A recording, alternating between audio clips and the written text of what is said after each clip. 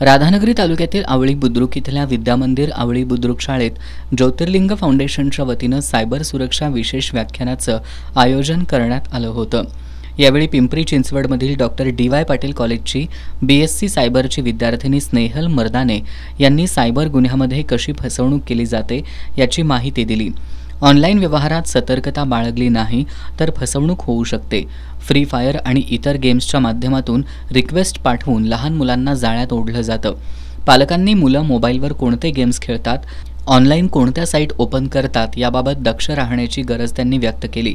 यावेळी सरपंच अस्मिता सुतार, मुख्याध्यापक अशोक एरुडकर, तंटामुक्त अध्यक्ष प्राध्यापक आनंदा कवडे, ज्योतिर्लिंग फाउंडेशनचे अध्यक्ष संदीप टिपुगडे, उपाध्यक्ष स्वप्नील परीट, डॉक्टर एकनाथ टिपुगडे, सागर कवडे, रुपाली बागडी यांच्यासह शाळा समितीचे पदाधिकारी, विद्यार्थी उपस्थित होते।